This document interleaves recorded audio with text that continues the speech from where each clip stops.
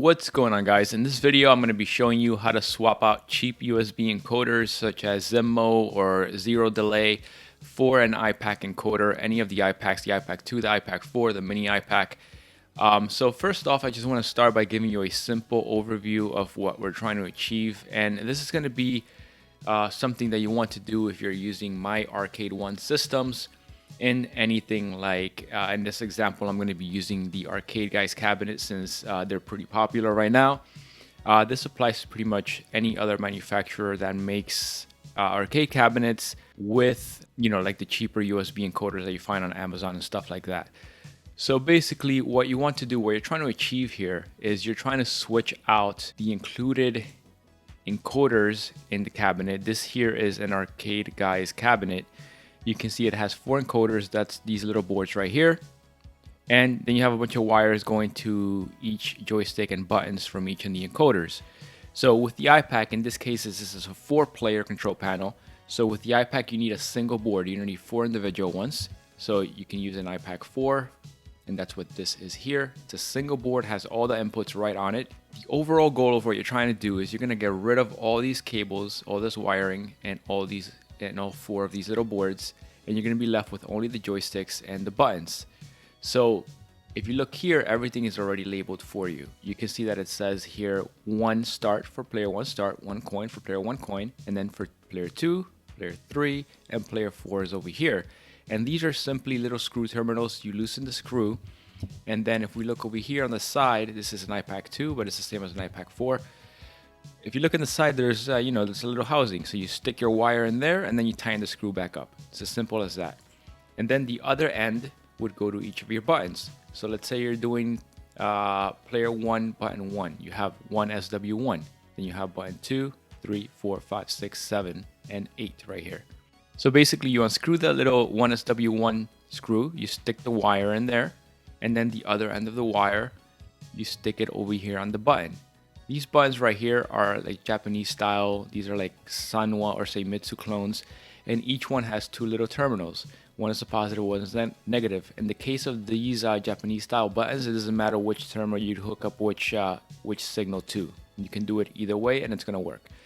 So again, you're just going from each one of these back to each of the buttons and the joystick. You have your left, right, up, and down right here, and each of these joysticks has 2 terminals on it for a positive and a negative. Now on these, it does matter where you hook up the positive and the negative, but I'm going to be going over that in a bit anyway. So now that you have one cable from each one of these terminals to each one of the buttons and each one of the joystick switches, micro switches, then you're going to do a daisy chain, ground daisy chain, which looks like this. And that's going to go from button to button to button to button to joystick.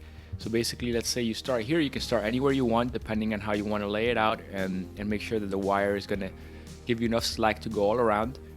And you're going to go from button to button. So let's say you start here, then you go here, and then here, here, then here, here, here, here, here, here, here, here, here, here, etc. until everything is daisy chained using this ground connector. And then finally, you go back into the IPAC ground connector right here.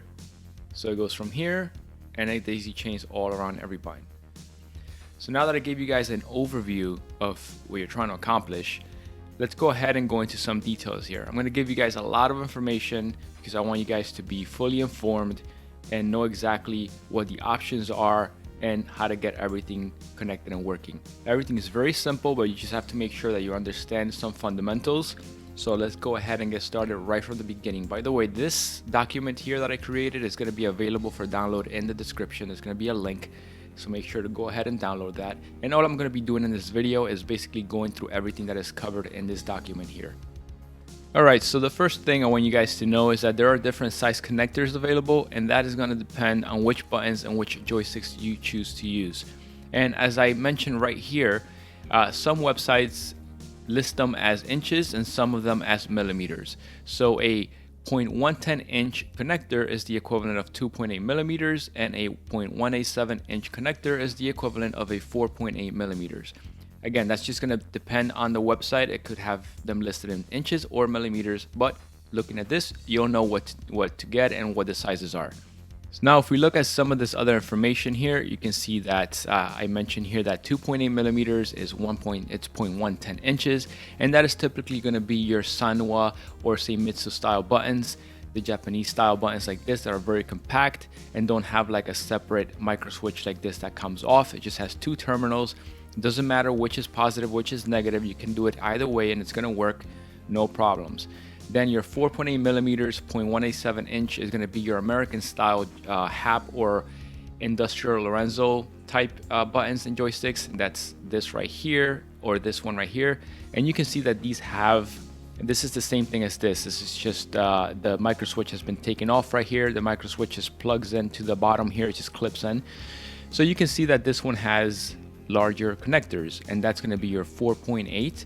And this here is a Seimitsu joystick. This is Japanese, but the joystick still does have the larger 4.8 millimeter connector on it, as opposed to the smaller 1.110 inch or 2.8 millimeters of the buttons.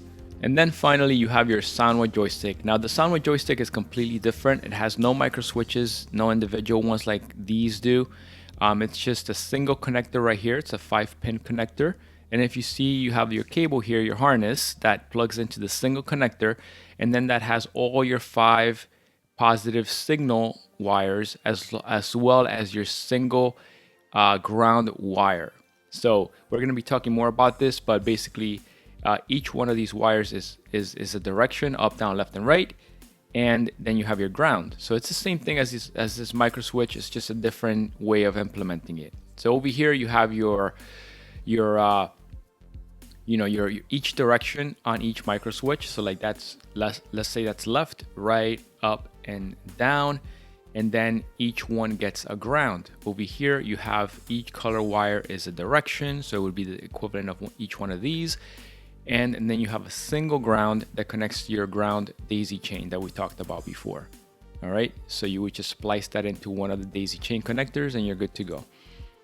Now, when dealing with this type of micro switch, remember on this one I said it doesn't matter where positive goes and where negative goes.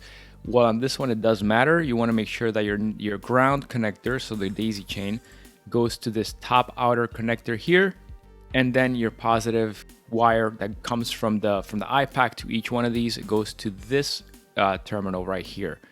This bottom one is not used. Now, some of these could have only 2, and that's fine. You still have your ground here and your positive here.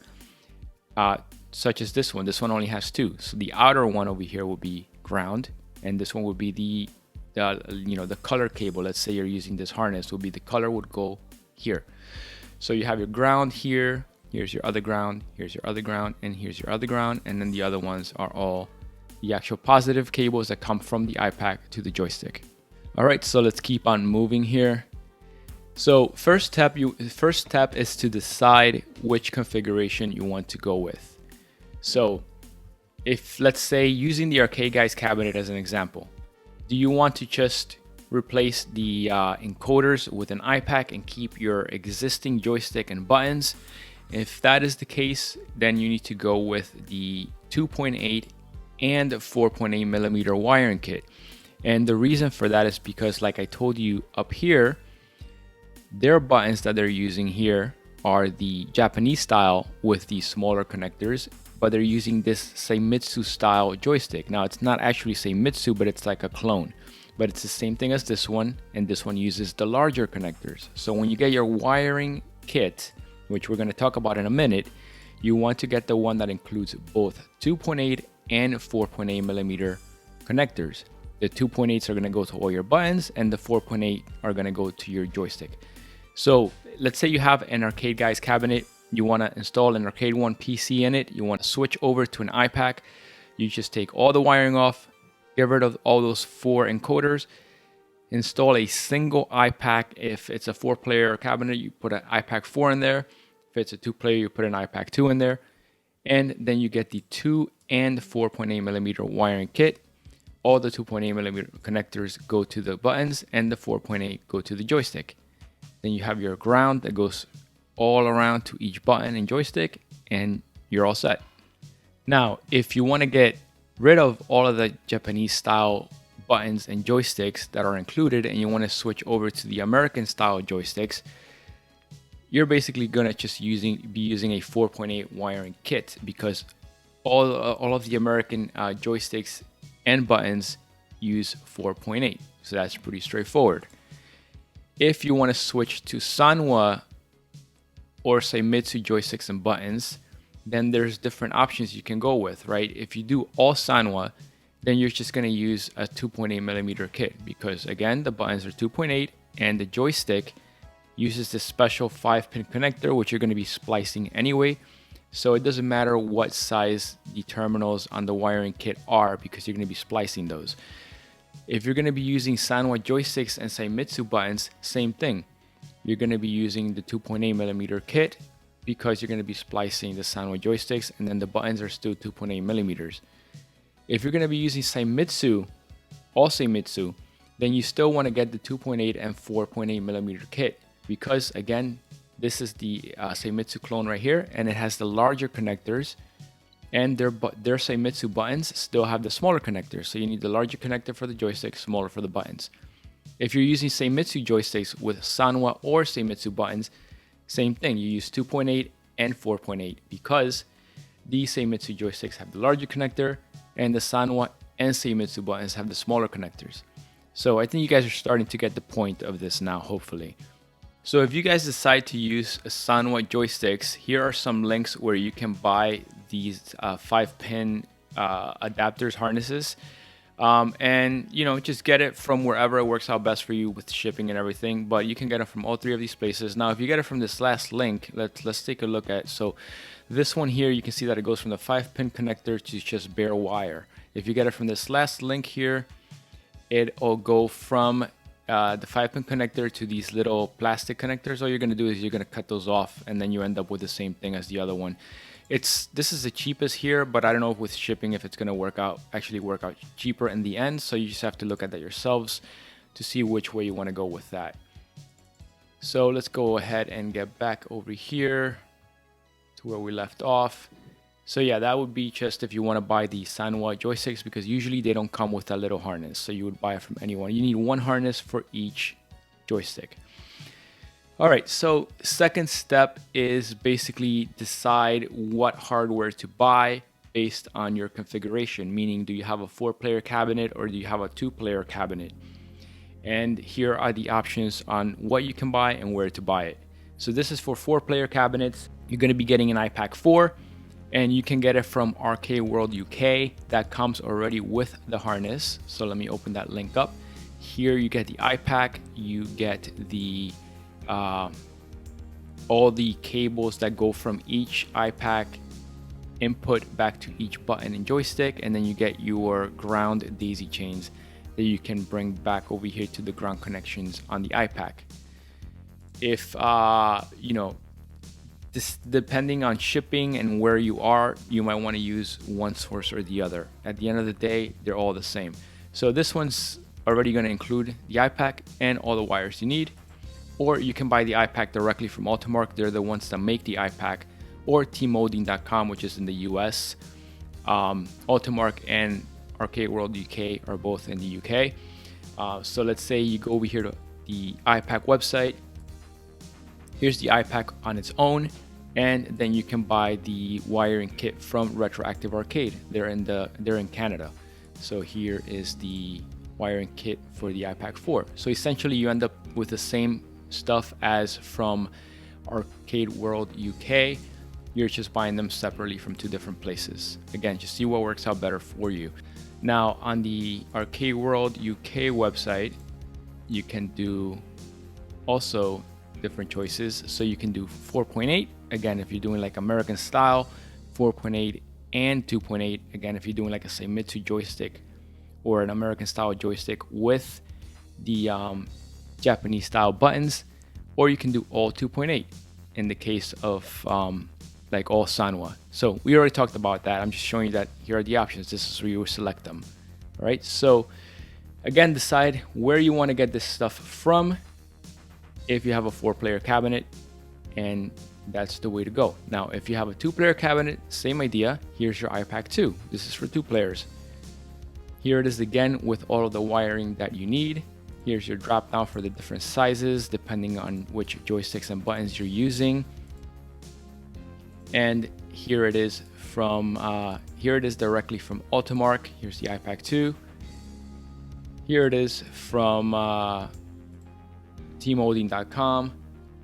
That these guys are in the US. And here's the wiring kit from Retroactive Arcade. So same idea, it's just whether you have a 4-player cabinet or a 2-player cabinet. And then finally over here for 2-player cabinets, you have a third choice. You have the Mini-PAC. So if we take a look at the Mini-PAC, it's a little bit different than the regular IPACs in that it doesn't have each pin labeled. It just has groups of pins. So J1, 2, 3, and 4. And each group has, you can see, has 8 pins right here, right? So then if you look at the wiring, this does come with the wiring. So for the price, you're getting the IPAC and the wiring kit. And you can see it's a single connector. So you're not screwing in each individual wire that goes to each button one at a time. You just simply connect this block here, and then that has all of your wiring already. So it's a little bit simpler. It's a little bit quicker, not simpler. I mean, they're all pretty simple. But then you have your same ground harness as you do for everything else. And we're going to talk more about the Mini-PAC and the wiring in a second here. But then here you have all the websites that I've been mentioning here and where you can buy all this stuff from. Here, US-based websites. Here's Canada, and here's UK. All right, so let's go ahead and move on down. And here's the wiring guide. So now that you know what buttons you're getting, now that you know which harness you're gonna order, which wiring, like which size, 4.8 or 2.8 or both. Once you have all that stuff, you're gonna need to wire it. So we already talked about this a little bit at the beginning, but here is the breakdown of how to connect everything. So let's say you have a 4-player control panel and your players 3 and 4 each have 4 buttons. Well, here's how to connect everything. You're going to connect one SW1 here, 2 here, 3, 4, 5, 6, and then 7 and 8 are optional. If you do have them, you connect them this way. So you just match what's here to what's here. So one is W1, you put a cable from here to here. One is W2, you put a cable from here to here. And then so on and so forth until you have them all populated, and then you do your ground connector from one button to the next, to the next, to the next, and then back over here to ground. If you have 2 ground harnesses, which I think the 4-player kit includes 2, you do one on this side and do one on this side, and then both go back to here. You have 2 ground connectors right here. And then you have your 4 admin buttons. On my systems, I use 4 buttons. If you don't have 4 admin buttons on whatever kit or cabinet you bought, don't worry about it. You can just use shifted keys, which means that when you hold down player 1 start, any of these buttons could act as something else. So I can make this one act as exit, this one act as select, pause, etc.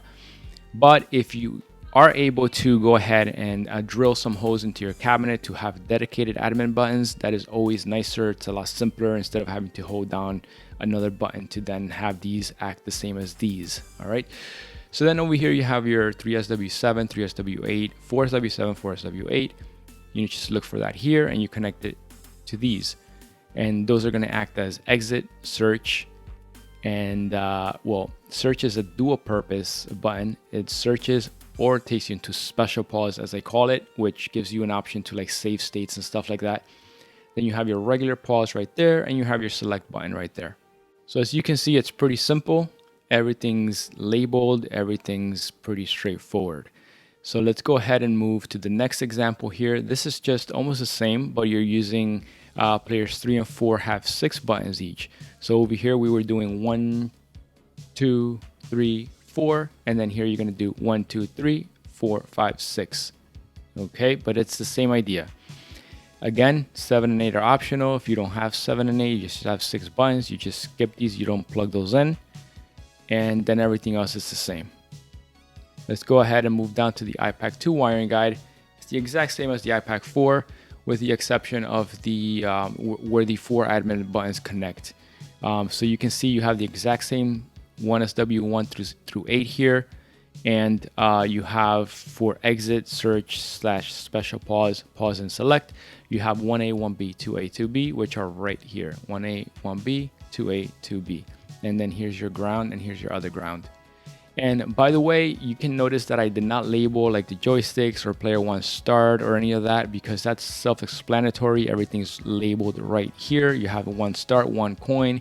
Obviously those go to your start and coin buttons, and your joystick directions right here, one up, down, left and right, obviously go to player one, and then two to player two. All right, so let's take a look at the IPAC Mini now. And this one's the one that's a little bit different than those other ones. So we talked about how there are groups, J1, J2, J3, J4. If you look at your connector here, you can kind of see that they're also split into groups. Like there's a space between each bundle of cables, and they all have the same colors in each group. So then if you look at my diagram here, this is how you want to wire everything. Here's your J4. Here's your J4. There are 8 pins here if you count them. Here are your 8 pins if you count them. And then it shows you the color of each wire that will end up on each one of those pins and where to connect it.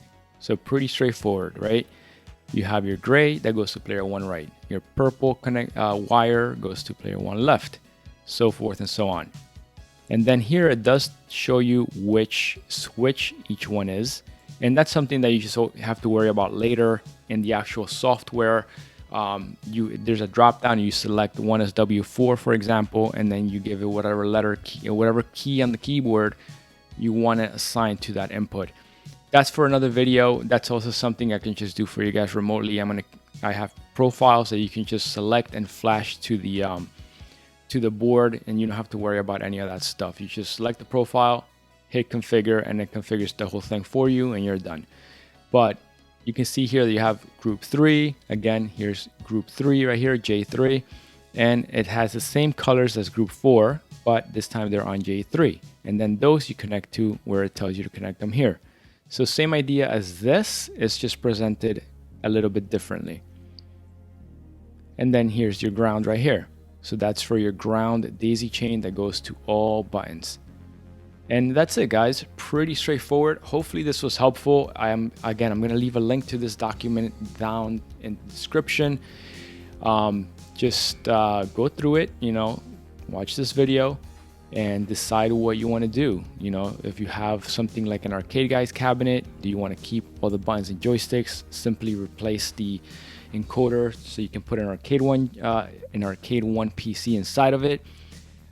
You could start there. That's the simplest thing. You're just replacing the encoder and the wiring, keeping all your joysticks and buttons, and then later on you can always upgrade them. Now, the one thing I will say is make up your mind about whether you're gonna eventually switch over to American joysticks and buttons, or you're gonna stay with, like, say, Mitsu or Sanwa hardware, because if you want to switch to American style down the line, you might just want to do it right off the bat because you need those bigger 4.8mm connectors, right?